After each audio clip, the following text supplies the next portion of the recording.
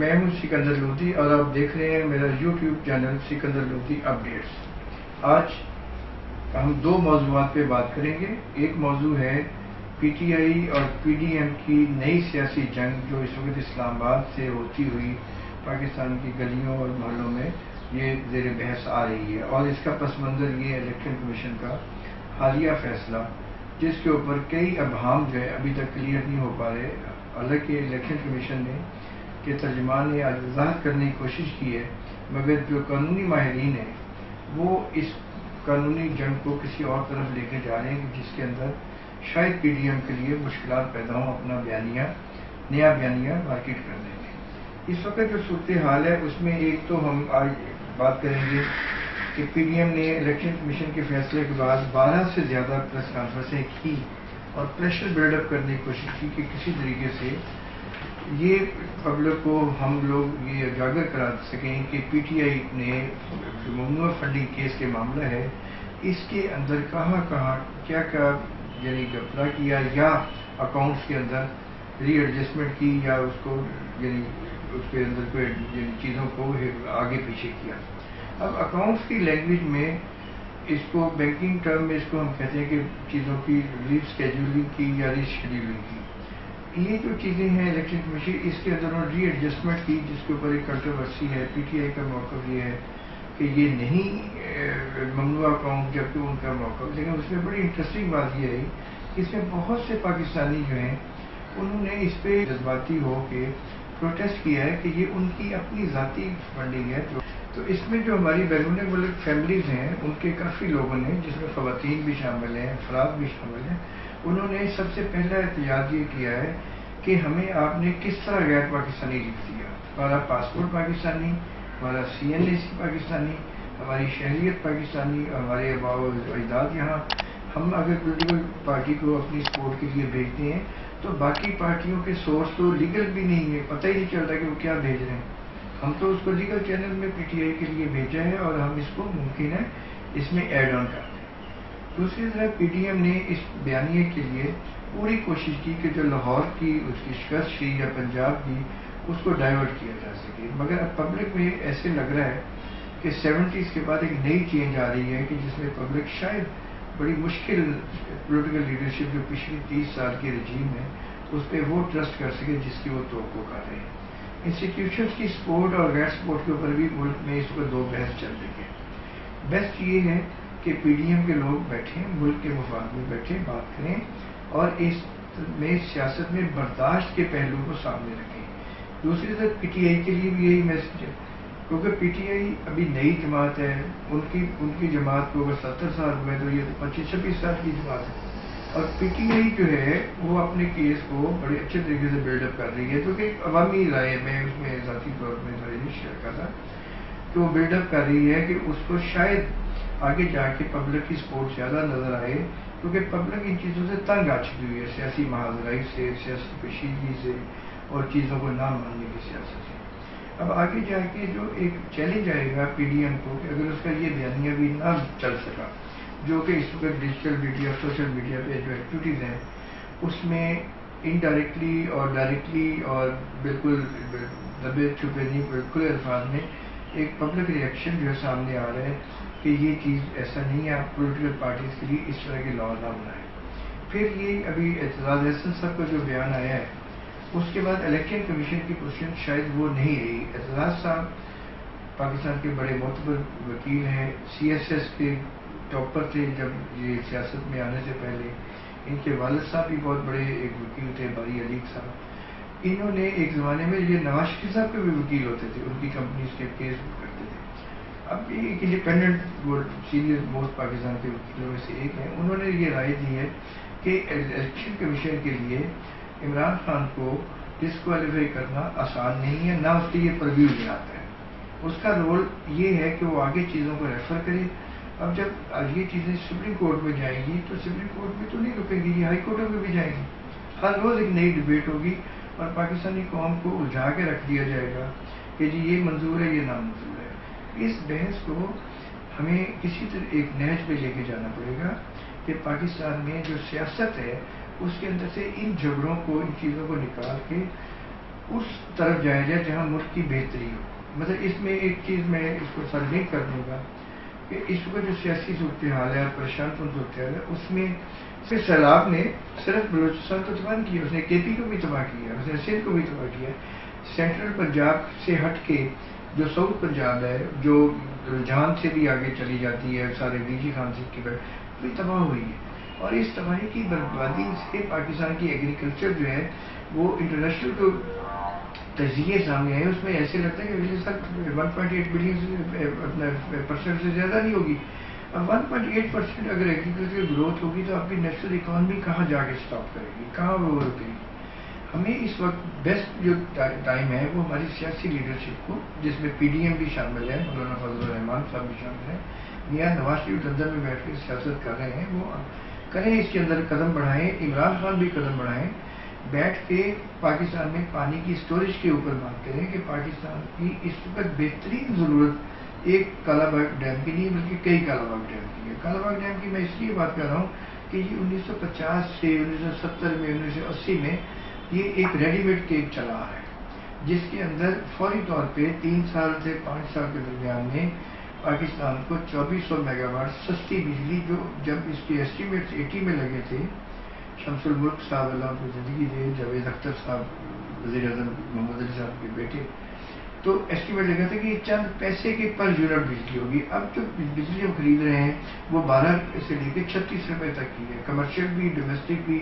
اور عام آدمی جو ہے وہ بلب جلاتے ہوئے ڈرتا ہے کہ اگر میں نے اس کو ہاتھ لگا دیا تو میرا بل 2000 روپیہ آ جائے گا. یہ چیزیں جو ہیں اس کو ایڈریس کرنے کی ضرورت ہے. کالا باغ ڈیم کے اوپر کام کریں. یہی سیاسی جماعتوں کا امتحان ہوگا قوم کے لیے. قوم آگے بڑھے، ان پہ دباؤ ڈالے کہ آپ اس کو سیاست کو چھوڑیں. آپ نے چارٹر اکانومی پہ اتفاق نہیں کرنا، اب نہ کریں.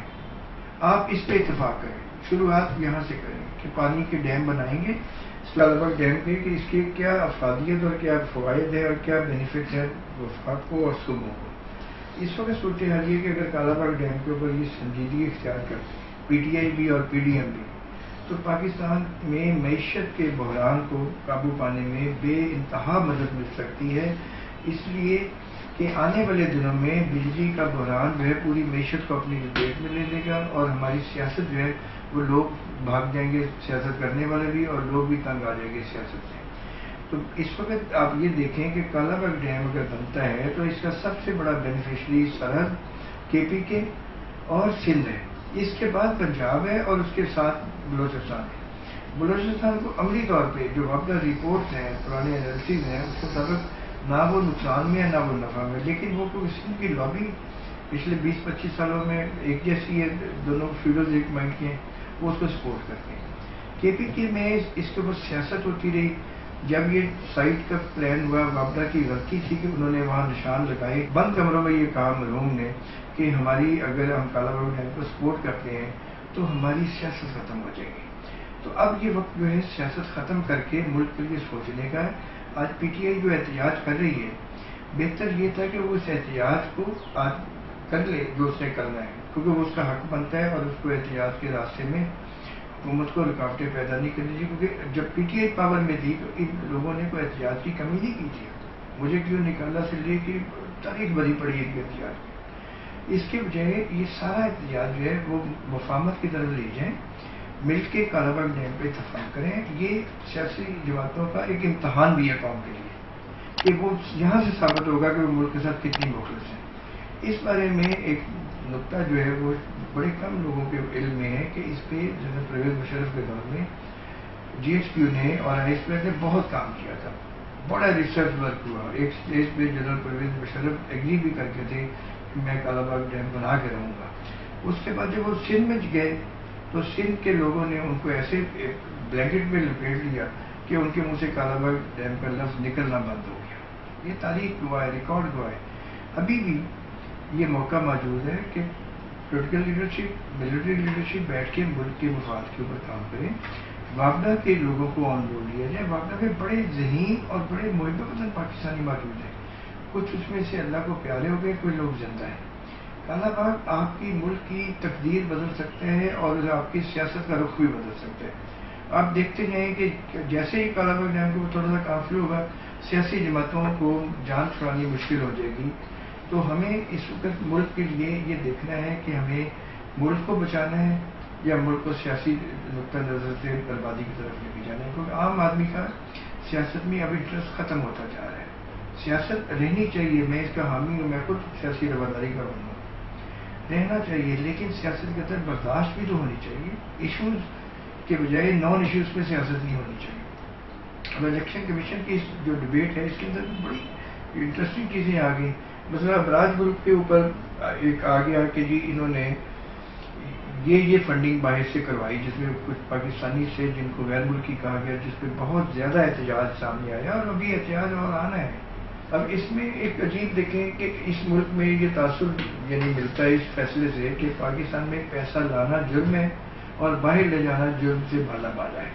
پیناما پیپر لیک کے بہت سارے ابھی باب جو ہیں، والیوم 10 ہے، اس کو چھیڑا جائے، دیکھا جائے کہ اس میں ہم کسی سیاسی بغض کے بغیر، سیاسی بحث کے بغیر یہ دیکھیں کہ اس ملک کے قوانین جو ہیں، جو اوورسیز پاکستانیز کے ہیں، وہ ہمارے اپنا خاندان ہے، اپنے بھائی ہیں، ہمارے ملک کے شہری ہیں، وہ اس ملک کی اکانومی میں میجر شیئر ادا کرتے ہیں.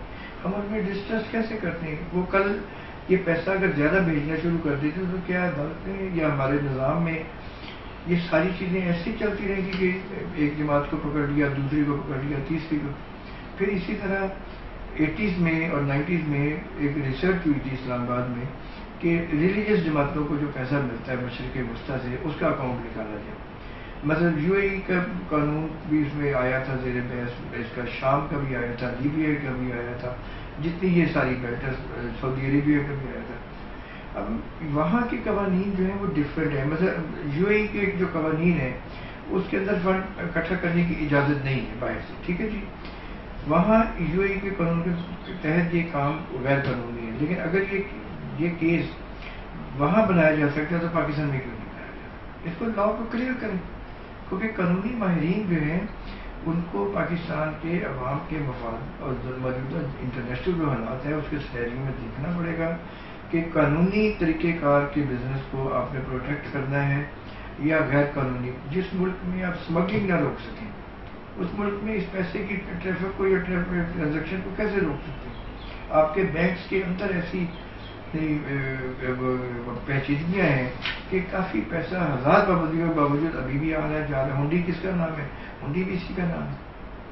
تو میں یہ ریکویسٹ کروں گا اپنے قارئین سے کہ ہم اس کے اوپر بیٹھ کے سوچیں اور سیاستدانوں کو مجبور کریں کہ وہ نان ایشوز کی سیاست جو ہے، قومی ایشوز جو ہیں، کالا باغ ڈیم پہ آ جائیں. اس کے بعد پاکستان میں چاروں صوبوں میں مساوی معاشی انصاف کے منصوبے پہ آ جائیں، سماجی انصاف کے منصوبے پہ آ جائیں، تعلیم کے منصوبے پہ آ جائیں، ہیلتھ کے منصوبے پہ آ جائیں.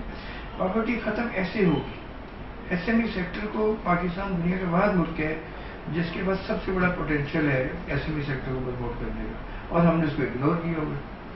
ہمارا 52% یوتھ بھی اور خواتین جو ہیں ان کے پاس جابز نہیں ہیں. آپ SME سیکٹر میں خواتین کو 100% یوز کر سکتے ہیں، مگر ہمارے کسی سیاستدان کے پچھلے 1 سال کے بیان میں نکال کے دیکھ لیں کہ انہوں نے پارلیمنٹ میں اپنے ان ایشوز کو اپنے ریڈار پہ لائے کہ نہیں لائے. تو یہ ساری چیزیں ہیں.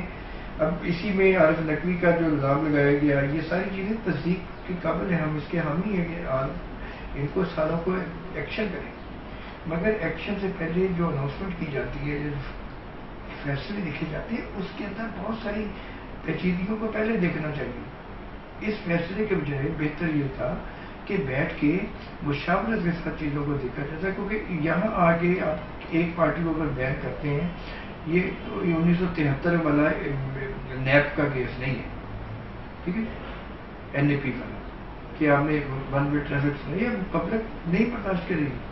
آپ نے تھوڑا سا پچھلے دنوں میں PTI کو سپرو کیا، نتیجہ کیا نکلا کہ پنجاب آپ کے ہاتھ سے نکل گیا. ابھی اسلام آباد کی تازہ ترین ڈیولپمنٹ یہ ہے کہ اسٹیٹ بینک کے اندر کوئی فنکشن نہیں ہو رہا، نہ اس کا گورنر ہے. جس ملک میں گورنر اسٹیٹ بینک کی پوزیشن خالی ہو، اس ملک کی فائنانشیل اکاؤنٹیبلٹی سے زیادہ فائنانشیل سیکورٹی اسٹیٹ پہ لگ جاتی ہے، بھی آپ کے پاس نہیں ہے.